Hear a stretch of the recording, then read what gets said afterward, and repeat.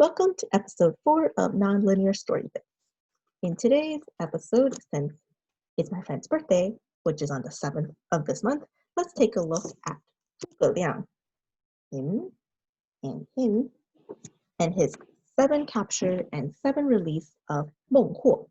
And we'll finish off with a story about Mantou or Buns. Before we get into these stories, though, we have to first introduce Zhuge Liang. He is one of the most well-respected and well-known figures in Chinese history.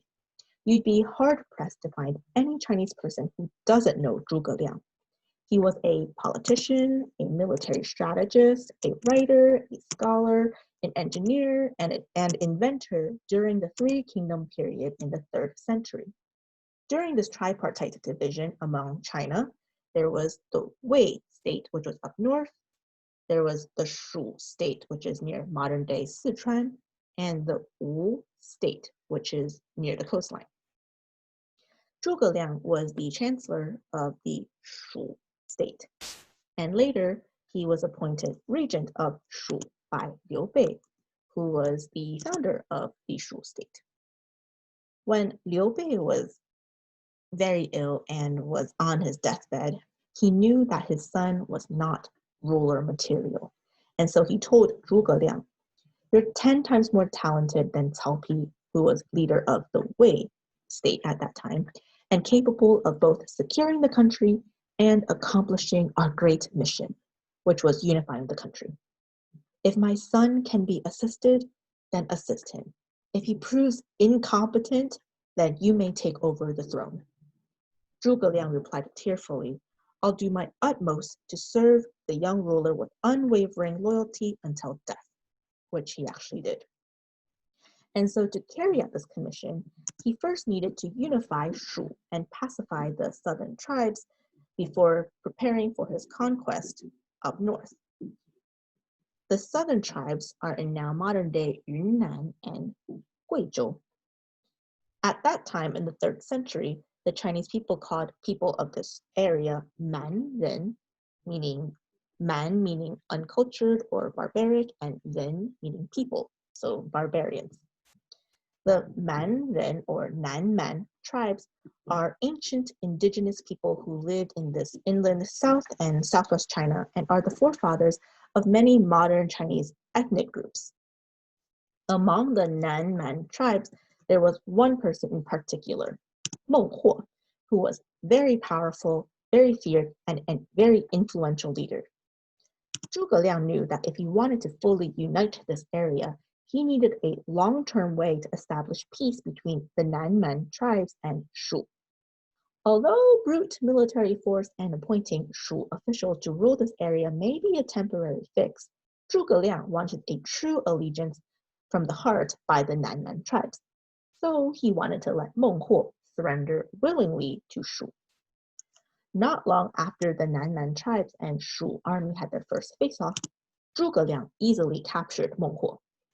Zhuge Liang asked Meng Huo, did he admit defeat? Meng Huo replied, "I was captured by accident because of this hard-to-navigate terrain. If it wasn't because of this, I wouldn't have been captured." So Zhuge Liang let him go.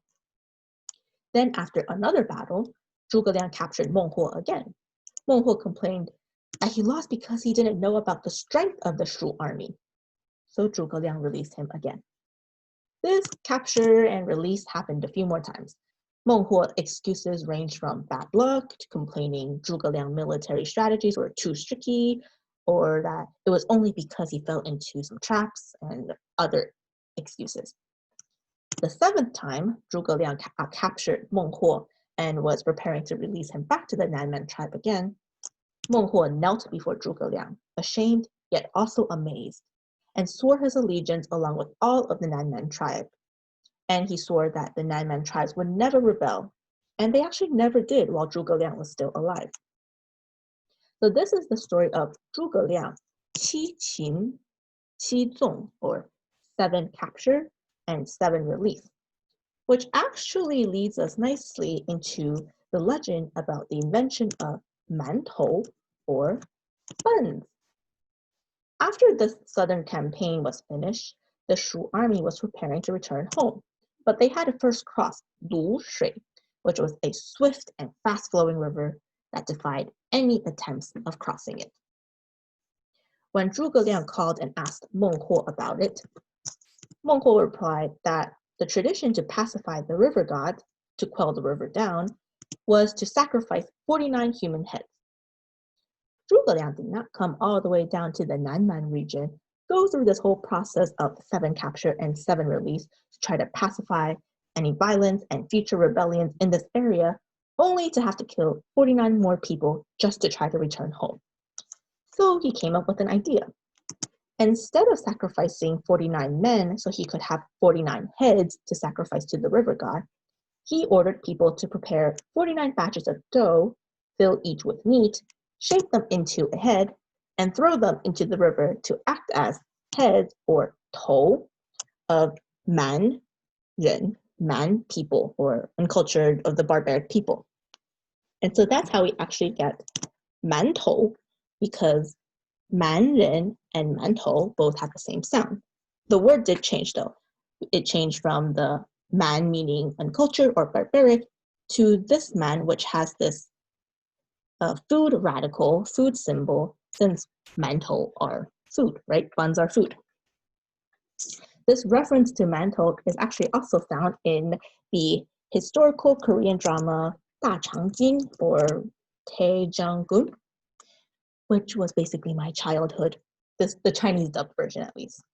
In episode 8 or 9, depending on the version, our heroine, Changjin, or Changgum, along with all the other palace maids of her class, were sitting for the qualification exams to advance either to the next level of palace maid hierarchy, or they were to be forced to leave the palace. The exam question, translated from Chinese, is tou, fo tou, a head which is not a head, yi, fo yi, clothes which are not clothes, and ren, fo ren, a person which is not a person. And the answer to this exam question was actually mantou, because mantou are tou or head, which are not actually human heads. The clothes refers to the dough skins or wrapper, which are not actually, in a sense, human clothes. And the person aspect refers to how Zhuge Liang threw in these substitute people heads rather than actually sacrificing 49 people. So I hoped this was an interesting non-linear story bits, and also wanted to say happy birthday